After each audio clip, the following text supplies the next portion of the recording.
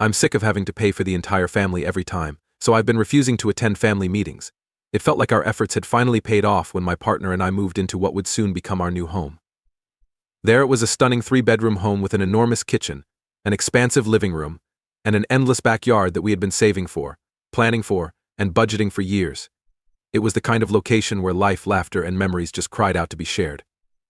This is the kind of place we've always wanted to organize events, unite our families, and perhaps even start new customs. Since we don't currently have children and don't intend to, we were free to shape the life we wanted to live within our house. I've always liked to entertain, and I used to be a bartender. Something about creating the ideal meal or cocktail, or getting people together, makes me happy. Thus, last year when Thanksgiving got closer, it seemed sense for me to offer to be the host. I wanted to make it a memorable first big holiday in our new house. I pictured our family gathering around the table, the smells of freshly baked pies and roast turkey filling the home, and the sound of clinking glasses and laughing resonating through the hallways. I was determined to make my picture-perfect vision a reality. Finally, the day came, and our house was made into a cozy, welcoming haven. There was a lot going on in the kitchen, as I juggled several dishes and timed everything precisely to finish in time for dinner. There was a nice sitting arrangement in the living room, and I had even created a little bar where I could serve drinks to our visitors. Our finest china was used to set the table, and I had carefully selected a lovely arrangement of fall flowers for the centerpiece. I could feel our family getting more excited as they arrived. They were in awe of the home and expressed their gratitude to us for personalizing it. The wine and cocktails flowed as freely as the praises, and I felt myself reverting to my former self as a bartender, creating beverages with flair and seeing to everyone's needs. The meal was excellent and the conversation was vibrant during dinner. Tales were spoken and laughing was heard. Additionally, there was that distinct sense of community that adds so much specialness to occasions like Thanksgiving. I was really satisfied by the end of the evening, when the last of our visitors left and the home became silent. It had been all I could have imagined and more to host Thanksgiving. Even though it took a lot of work, it was worthwhile to see everyone's smiles and know that I had given my family a special experience. Yes, I was exhausted. However, it was a positive type of tiredness, the kind that results from a productive day. However, as the weeks stretched into months, I realized that Thanksgiving had become the new normal. My family felt that since Christmas was approaching, we would host once more. Ultimately, our house was the ideal location for gatherings, and we had shown that we could manage it.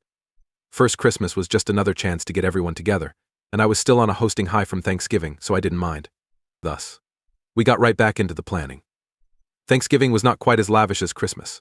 There was a tree to decorate, presents to purchase and wrap, and an even more ambitious feast to arrange.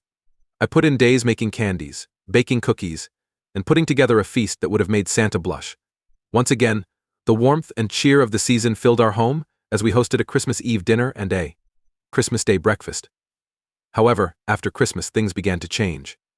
In February, my mother celebrated her birthday, and our house was the location of choice once more. I hesitated a little bit this time. After hosting 2 significant holidays in a row, I was beginning to feel overwhelmed. However, I ignored those emotions and immersed myself into organizing her birthday party. Even though it was a smaller gathering, a lot of work went into cooking, cleaning, and decorating. I was completely worn out by the time her birthday was finished. As the year went on, it was evident that our house had taken on the role of the standard meeting place for all family get-togethers. Every holiday, birthday, and family gathering, including Easter, Memorial Day, and the 4th of July, was celebrated at our house. And the load increased with every get-together. The financial hardship was in addition to the time and effort required to organize, prepare, and clean up after these events. It wasn't cheap to host. The mess was just too much for us to handle alone, so we were paying hundreds, even thousands of dollars for food, drinks, decorations, and then hiring cleaners afterwards. Yes, occasionally family members would help out, but my partner and I were always left with the most of the burden. I was also always moving, ensuring that everything went without a hitch, while everyone else was able to unwind and enjoy the get-togethers. It was me who got up early to begin the preparations, and the last person to head for bed once the last dish was washed and the house was at last silent. Where he could, my partner offered assistance, but I knew he was beginning to feel the pressure as well. These activities took up our weekends, leaving us with little opportunity to relax, enjoy our own company, or engage in our favorite activities. We began to feel a great deal of financial strain, even though we both have good salaries. We don't want to dedicate a large amount of our earnings on hosting. We each have our own aspirations and save for retirement. Spending so much money on these get-togethers, traveling, and possibly even launching a little side business began to feel like a drain on our finances. It was the time, though, more than that. The endless cycle of family get-togethers took up time that we could have spent together, traveling, experiencing new things, or simply relaxing at home for a quiet weekend. The last straw appeared as Thanksgiving approached once more this year. I could still clearly remember the thrill, happiness, and contentment I felt throughout the holiday the previous year. But this time, I was filled with a profound sense of dread rather than excitement to host. I was no longer able to continue in this manner. It was too much to consider putting in weeks of preparation, cooking, and cleaning just to have our house overrun by the commotion of yet another family get-together. I made the decision to speak with them about it one Sunday afternoon. During a video chat with family, we had developed a weekly routine of checking in to catch up on life and make plans for the coming week. My mother, my brothers, and a few cousins were present, chuckling and conversing while we discussed the specifics of Thanksgiving. "So I take it that we'll be back at your place?" My mother inquired in a light-hearted and informal manner, as though it were obvious. I inhaled deeply, bracing myself for the words that would follow. With a somewhat trembling voice, I said, "Actually, I wanted to talk to you all about that this past year. We've had a number of get-togethers for Thanksgiving, Christmas, Mom's birthday, Easter, Memorial Day, and July 4th. Although having everyone over has been amazing, we are beginning to feel a little overwhelmed." My words lingered in the air, and there was a pause, a momentary hush on the other end of the line. As they processed what I was saying, I could see the perplexed looks on their faces and the little furrow in their brows. "By what do you mean?" When my mother did ask, there was a hint of perplexity in her voice. I tried to be even-handed and calm as I emphasized that it was a lot of work to arrange all these activities. We're starting to feel the effects of all the preparation, cooking, and cleaning. It's also a major financial strain. We're shelling out a lot of cash on decorations, food, and beverages. It's simply too much for us to handle alone, so afterwards we have to hire cleaners. I stopped, thinking that they would see my point of view and understand. But all I received was laughing, not empathy or understanding. "I take it you're kidding?" With a laugh, my brother shook his head. "Out of all of us, you have the largest house. It is ideal for a family vacation." "A little work, what's that against?" "Yes, and you're really skilled at it." Grinning, my cousin added her voice. "When you host, everything always comes out well. Everybody is excited about it." My heart sank. I was not being taken seriously by them. They believed that I was exaggerating and oversimplifying the situation. I looked over at my partner, who nodded encouragingly, giving me a non-verbal push to hold my ground. My voice hardening, I emphasized, "It's not just a little work, it takes a lot of labor. Not only does it need time and effort, but it also has a cost. These get-togethers have been costing us hundreds, perhaps thousands of dollars. Though we enjoy having you around, we must take a vacation. It's just too much to continue doing this for every birthday and every holiday." There was that uncomfortable stillness again. Their expressions seemed to be confused and then irritated, as if they were having trouble understanding why I was bringing this up. At last, my mother said something, her voice more somber and less lighthearted. "I know it's a lot of effort, honey, but we're family. We support one another. It's also easier for you because you and your partner don't have any children. You know, the rest of us have our own struggles." Her remarks caused a brief burst of frustration in me. We don't have children, but it didn't make our time and effort any less important. That did not imply that we could host every event by default. However, I understood where this was headed. We were the ideal hosts because of our circumstances. My family had persuaded ourselves, and they were not going to quickly abandon that view. I tried to maintain my composure as I added, "I know everyone has their own challenges, however. That doesn't imply we have to continue working alone. I'm asking that we switch around who hosts because of this. In this manner, nobody has to shoulder the entire load by themselves and everyone shares it. Or if it's too difficult, we might get together in a rented space or in a restaurant. In this manner, we can maintain our unity without placing undue strain on a single household." My sibling gave an eye roll. "Come on. It's easier at your place, we all know that. You have the kitchen, the area, and the arrangement. Is there any reason to overcomplicate things?" "Indeed," my cousin said, "eating out isn't the same. The sensation isn't the same. It's not as personal, you know." I was beginning to feel as though I was hitting my head on a wall. They refused to see things my way, no matter how hard I tried to explain it. It seemed like they had already decided that I was in charge of hosting, and that any attempt on my part to change that was just me being picky. After that chat, there was a lot of tension in the air. Despite my best attempts to convey how busy we were, my family had made it apparent that they weren't into the idea of switching up who hosted. It seems that they were still in the dark about how much labor went into arranging every celebration and holiday. I knew my spouse felt the same way, and I was exhausted both mentally and emotionally. After all of that, though, I could tell they weren't going to give up on this. Like a looming black cloud, over us the unspoken expectation hovered around, thick and oppressive. I finally got the confirmation I was waiting for a few days later. My mother sent out a group text saying that our house will host the next holiday celebration, Thanksgiving, no less. As I read the message, a mixture of resignation and frustration settled in my chest, making my heart sink. The message stated, "We've all talked about it, and we believe it's ideal to continue having Thanksgiving at your house. I swear. This time around we'll all pitch in more. We are eager to spend time together. More than they should have." The words hurt. Despite our differences, I felt as though my family was utterly disregarding what I had said. It wasn't that I didn't want to be with them.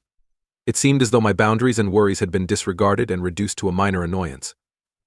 My partner read the message with a scowl after I presented it to her. He stated the obvious when he said, "They're not listening, I know," I said, leaning back in the couch next to him. "There is nothing more that I can do. They're just so adamant that since we don't have children, we should be the hosts by default. They act as though our time and effort are less important." He pulled me in by putting an arm around me. He advised that we just say no, refuse it outright. I thought about it, but I realized that would just fuel the conflict and stress. My family wasn't going to give up simply because they were obstinate. Additionally, a part of me was worried about the consequences. What if they were truly upset with me? And what if it strained our relationship? After a while, a thought began to shape in my head and I remarked, "I think I have a better idea, okay. So they want to spend Thanksgiving at our house, but I'm not going to make any food. They can take care of everything else on their own if they wish to use our residence." His eyebrow went up, obviously interested. "You can be certain that they won't take it well." "Sure," I answered, my resolve tightening inside my chest. "They have to realize that entertaining involves a lot more labor than merely owning a large home. Perhaps if they experience what it's like to arrive unprepared, they'll eventually understand." That was the plan, then. Thanksgiving would be hosted by me, but I would not do any cooking. Not doing any cooking, cleaning, or preparing the table. I thought it was the only way to get my message across, even if it was a hazardous move. I had to prove to them that hosting was more difficult than they appeared to believe.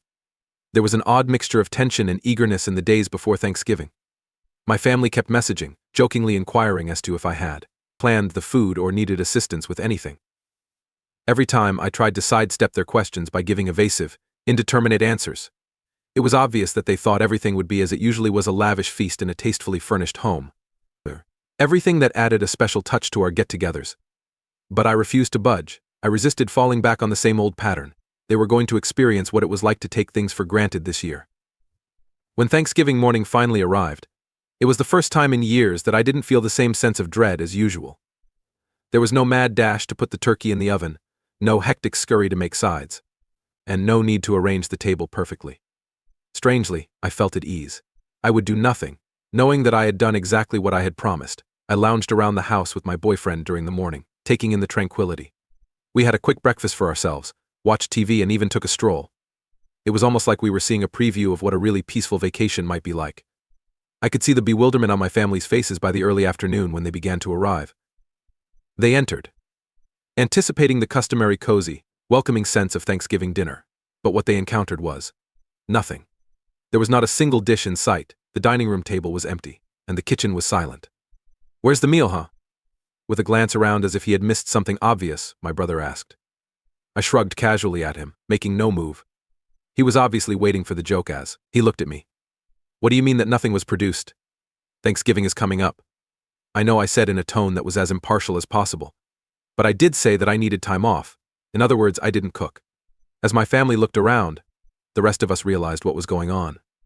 My mother appeared especially agitated, her gaze darting about the space, as though she was attempting to decipher how this had all gone so wrong. Her tone was laced with incredulity. "You produced nothing at all?" I shook my head, saying, "Nope. I spoke what I meant to say. It's okay if you all want to utilize our home. But this year, I'm not going to cook. Remember, I needed a break." They were silent in shock for a moment, taking in what I had just stated. My brother and my cousin exchanged glances, and I could see the annoyance rising in his eyes. "What should we do now, then?" he inquired, his annoyance growing in his voice. "We have nothing, not even food. How is Thanksgiving supposed to be celebrated?" Even though I could sense the tension in the room building, I wasn't going to back down. I said, crossed my arms, not sure. "However, I'm confident you'll find a solution. If you need supplies, there's a grocery store across the street. or you might place an order for takeout. Whichever suits you the most. My mother appeared as though she was about to cry. I was obviously overtaken by the circumstances.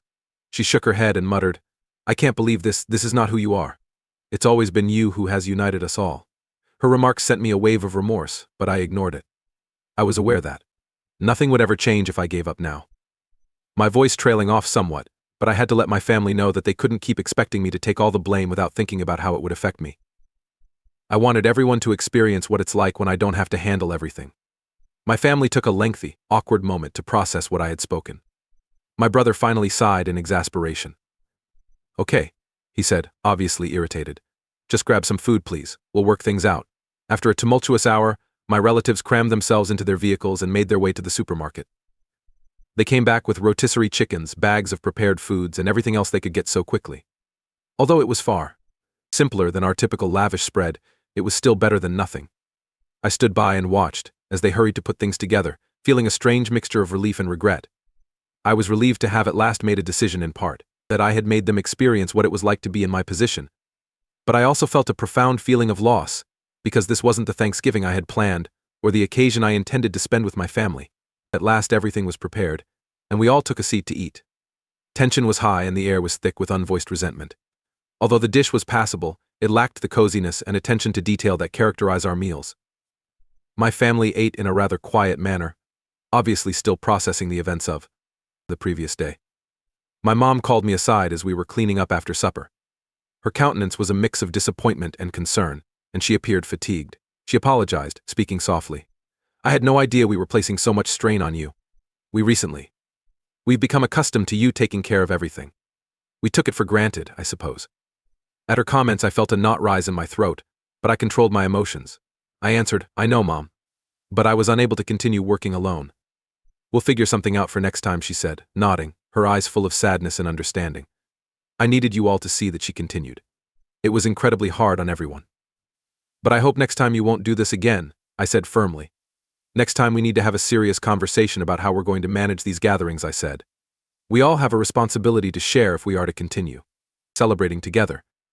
If not, I won't be hosting once more." Not like this. She looked at me for a long moment, as if searching for something in my expression.